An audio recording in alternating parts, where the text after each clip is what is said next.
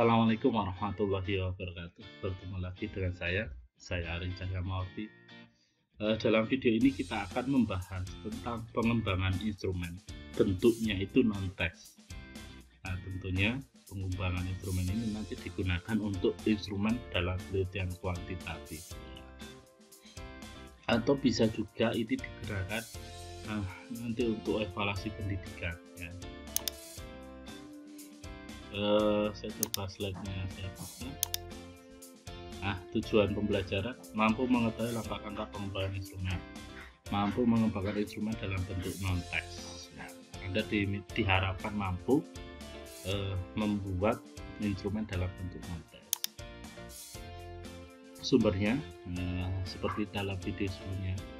Ini ada Sikap Manusia, Teori dan Pengurusnya miliknya Syafruddin Azhar. Kemudian buku ini miliknya Jemari Madafi, Dasar-dasar evaluasi miliknya Suhardi Markunto. Ya. Kemudian instrumen bentuk non-test. Jadi kalau kita sudah mempelajari bentuk tes, ya, sertifikasi hasil setiap item yang diperoleh dari suatu tes. Misalkan tes hasil belajar yang kemarin kita sudah bahas di video sebelumnya, itu menghasilkan nilai benar atau salah.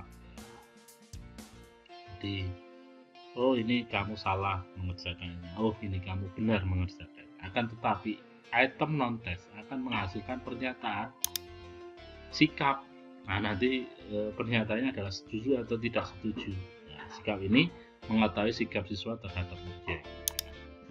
Kemudian yang kedua itu minat, misalkan suka atau tidak suka. Mengetahui minat siswa terhadap objek. Kemudian yang ketiga itu nilai. Kalau nilai itu untuk mengungkap nilai dan keyakinan, misalkan mengarah ke keyakinan agama misalkan. Kalau yang keempat itu adalah konsep diri. Itu mengevaluasi dirinya. Misalkan evaluasi berkaitan dengan belajar mandirinya. Jadi 4 ini menghasilkan 4 ini. Akan tetapi kalau tes itu ya hanya benar atau salah. Ya. Kalau non tes itu sikap. Sikapnya itu seringkali kita sebut favorable atau unfavorable. Jadi setuju tidak setuju, senang atau tidak senang, suka atau tidak suka. Pasti arah jawabannya arahnya ke sana. Kemarin kan Anda sudah belajar tentang skala pengukuran, misalkan yang Likert, kemudian Truston, Goodman, ya, dan lain sebagainya. Langkah-langkah menyusun instrumen tes. Ini langkahnya. Menentukan spesifikasi si tes, ya, nanti di dalamnya itu tujuan, kemudian ada kisi-kisinya. Kemudian menulis instrumen. Kemudian menentukan skala pengukuran. Skala pengukuran ini nanti Anda mau pilih yang pakai Likert, Truston, atau beda semantik, atau Goodman. Ya. Menentukan sistem penskoran. Anda harus pahami nanti kalimatnya itu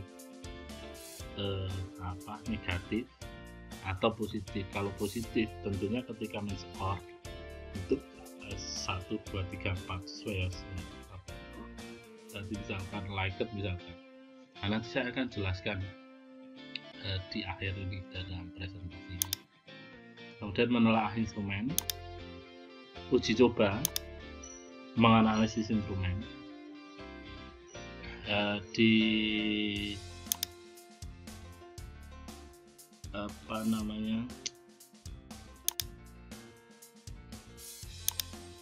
Ini ya, di sini ya.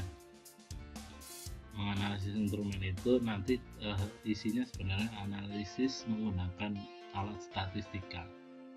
Ya, tentunya yang korelasi. Ya. Kemudian merakit instrumen. Kemudian melaksanakan pengukuran, menafsirkan hasil pengukuran. Ya, langkah-langkahnya seperti itu. Saya akan coba membahas dari sini sampai telaah instrumen, ya, sampai sini. Kemudian ini saya akan menjelaskan dengan slide yang ini. Nanti saya akan kembali lagi ke slide ini. Berikutnya menentukan spesifikasi tes. Ya. Spesifikasi tes itu paling tidak ada satu, menentukan tujuan pengukuran. Anda melakukan pengukuran itu tujuannya untuk apa? Harus ditentukan. Misalkan untuk penelitian, misalkan untuk mengukur motivasi belajar di dalam kelas, misalkan Anda sebagai guru misalkan. Kemudian yang kedua, menentukan kisi-kisi. Kemudian yang ketiga, memilih bentuk dan format instrumen. Ya, instrumen itu mau dibuat seperti apa, bentuknya seperti apa. Nah, tentunya menentukan panjang instrumennya itu mau berapa item yang ditanyakan, itu harus dipikirkan. Kemudian yang pertama, kisi-kisi. Nah, saya akan mencoba fokus di ini, kisi-kisi. Jadi ini konsep ini saya ambil dari bukunya miliknya Saifuddin Azwar ya. Di sini komponen sikap itu teorinya itu ada yang dikenal triadik komponen. Ya. Triadik komponen itu terdiri dari 3 komponen, 1 afektif, kognitif, konasi. Jadi sikap itu memiliki 3 komponen itu. Maka ketika Anda membuat kisi-kisi, Anda masukkan ini. Kemudian komponen objek sikap atau indikator. Ya, contohnya misalnya ini saya berikan contoh. Objek sikapnya merokok di dalam bis. Jadi ya, objek sikapnya adalah merokok di dalam bis. Ini objek pertama. Kalau afektif itu merokok di dalam bis merupakan hak asasi setiap orang. Afektif itu berkaitan dengan perasaan. Ya. Kalau kognitif itu merokok mengganggu kesehatan orang lain, itu berkaitan dengan pengetahuan. Ya. Kemudian kalau konasi itu misalkan, andaikan saya berwenang, maka saya akan melarang merokok di dalam bis. Pernyataannya seperti itu. Anda nanti jawab setuju, tidak setuju, dan sebagainya. Konasi itu berandai-andai. Misalkan saya akan, atau andaikan saya sebagai presiden. Nah, jadi itu. Kemudian di dalam sini itu isinya adalah jumlah. Misalkan ini jumlahnya 2, kognitifnya 3, konasinya 2, jumlahnya 2. Apakah harus sama? Nah, tidak ada acuan yang baku ya. Bisa jadi ini afektif semua bisa, kognitif semua. Nah, tentunya kalau agar lebih menanyakan semua hal, maka diusahakan ada, tapi tidak ada acuan bakunya ya. Kemudian berikutnya menulis instrumen ya. Ketika menulis instrumen ada pedomannya. Yang pertama adalah jangan menulis pernyataan yang mengenai masa lalu. Orang atau responden itu nanti akan berpikir, bahkan tidak paham ya, dengan apa yang ditanyakan. Misalkan pemutusan hubungan diplomatik dengan Malaysia di era Soekarno merupakan tindakan yang tepat. Bisa jadi orang itu kan nggak tahu ya.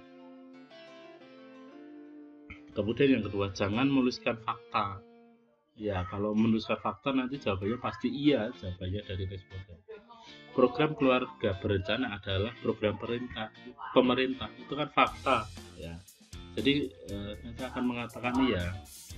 Kemudian tidak boleh menuliskan pernyataan yang memiliki arti ganda. Jadi memiliki arti ganda tidak boleh. Saya senang membaca majalah resep masakan baru. Ini kan artinya rancu ini. Maksudnya apa? Saya senang membaca majalah dengan resep masakan baru, atau saya senang membaca majalah resep yang masakannya baru. Ya juga seperti itu. Maka harus ketika Anda menuliskan pernyataan membuat instrumen non-tes, itu harus diperhatikan. Kemudian jangan menulis pernyataan yang tidak relevan dengan objek psikologisnya. Misalkan ini objek sikapnya adalah berkaitan dengan universitas terbuka. Daya tampung ya. Menurut saya di Indonesia perlu ditingkatkan. Ini kan tidak ada kaitannya. Maka harus berkaitan dengan objek sikapnya. Harus berkaitan dengan kisi-kisinya ya. Jadi kisi-kisi itu penting. Salah satu tujuannya adalah membuat blueprint ya. Jangan menuliskan pernyataan yang kemungkinan jawabannya disetujui atau sebaliknya. Misal, setiap anak berhak memperoleh pendidikan yang layak. Semua orang akan mengatakan iya ini ya. Maka hindari soal yang pernyataan yang seperti ini. Kemudian, pelanggar lalu lintas harus dihukum kurungan penjara. Jawabannya tidak. Masa pelanggar lalu lintas dihukum kurungan penjara, ya kan? Maka hindari pernyataan yang memungkinkan jawabannya ya atau tidak. Harusnya jawabannya itu bisa setuju, tidak setuju, bervariasi. Kemudian menuliskan instrumen. Nah, tulislah beberapa yang mencakup seluruh objek sikap. Jadi sesuai kisi-kisi yang ditanyakan ya harus ditanyakan semua. Jadi objek sikapnya apa harus ditanyakan, harus ada pertanyaannya. Kemudian pernyataan harus satu ide, nggak boleh dua ide ya.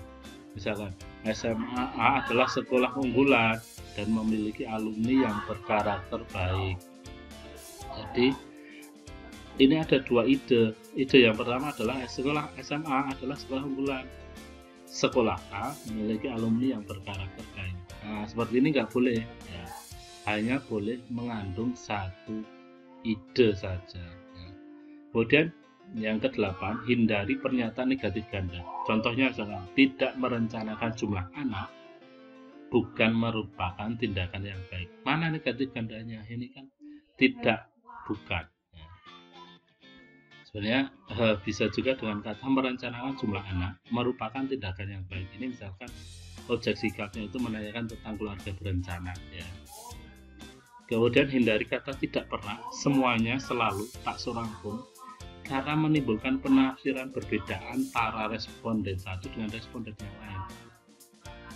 Jadi hindari kata-kata tidak pernah, semuanya, selalu, dan tak seorang pun ya. Kemudian bagaimana menentukan skala pengukuran. Saya kasih contoh 3 ini ya. Sebenarnya kita sudah membahas ini di video sebelumnya ya. Misalkan skala Likert, pelajaran fisika bermanfaat boleh memilih sangat setuju, setuju, tidak setuju, sangat tidak setuju. Sangat setuju tentunya nanti nilainya 4 ya. Misalkan responden menjawab sangat setuju maka skornya 4. Kalau setuju nanti 3, tidak setuju itu nanti 2, sangat tidak setuju adalah 1. Kemudian skala Truston. Nah, misalkan saya senang belajar sejarah. Siswa diminta nyentang aja di angka berapa kira-kira. Nah, kemudian skala beda semantik. Bedanya itu di sini. Misalkan ini sulit, mudah, menyenangkan, membosankan. Misalkan pelajaran sejarah sulit misalkan di sini nyentangnya, artinya ini nilainya 1. Di sini 7. Kemudian menyenangkan, misalkan menyentangnya di sini, nah ini 7 karena di sini menyenangkan ya.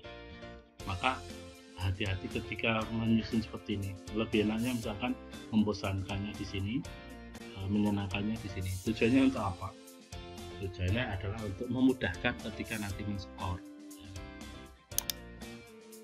Nah, menentukan persekoran. Catatan saya adalah kalau yang favorable atau yang kalimatnya positif itu mudah, yang 1 mana, yang 2 mana, yang 3 mana, yang 4 mana. Tapi sering kali lupa ketika yang kalimatnya itu negatif atau unfavorable, karena harus dibalik penskorannya. Contoh misalkan saya benci merencanakan anak, ini misalkan objek sikapnya tentang KB ya. Saya benci merencanakan anak, ini kan ada kata benci. Kalau menuliskan sangat setuju, artinya dia tidak menyukai atau benci terhadap program KB ini. Kalau dia menuliskan sangat setuju, maka dinilai 1, jangan 4. setuju 2, tidak setuju 3, sangat tidak setuju 4. Nah, ini unfavorable ya kalimatnya ini. Jadi yang perlu diperhatikan di sini ketika Anda menuliskan instrumen. Kemudian yang berikutnya, saya tidak akan mengizinkan pasangan saya menggunakan alat kontrasepsi. Ya. Di sini ada tidak, ya, atau kalimat negatif di sini. Maka ketika sangat setuju itu 1 setuju. Kalau ini tidaknya saya hilangkan, skorannya kebalik. Jadi yang perlu diperhatikan itu seperti itu. Apakah perlu, Pak, bagaimana kalau misalkan soalnya itu dibuat yang favorable saja atau kalimat positif saja? Bisa juga, akan tetapi macam soalnya itu saya menyarankan harus ada ini, ya. Agar apa? Agar responden itu benar-benar membaca. Terkadang responden itu kan tanpa membaca dinilai 4 setuju. Nah, maka harus ini ada ini agar hati-hati ketika membaca. Oh, ada tidaknya, kira-kira setuju atau tidak setuju. Nah, saya akan mencoba kembali ke slide yang ini.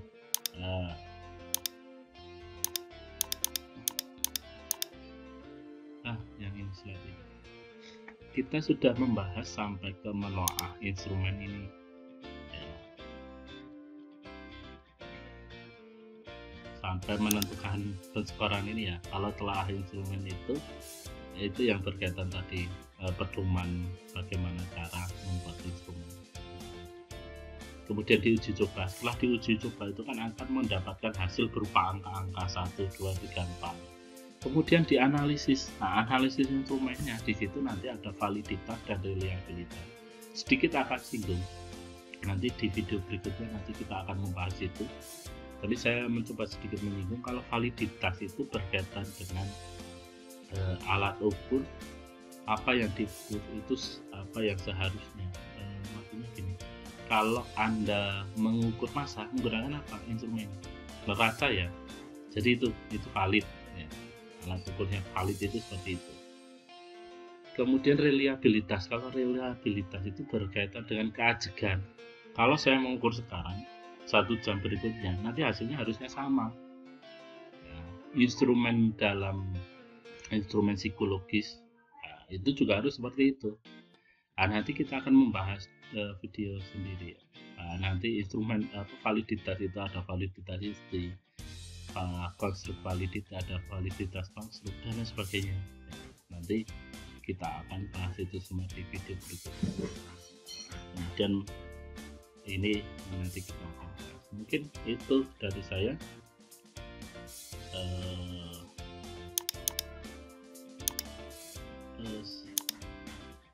Mungkin itu dari saya, kurang lebihnya mohon maaf. Saya akhiri. Wallahul muwaffiq ila aqwamit thoriq. Wassalamualaikum warahmatullahi wabarakatuh.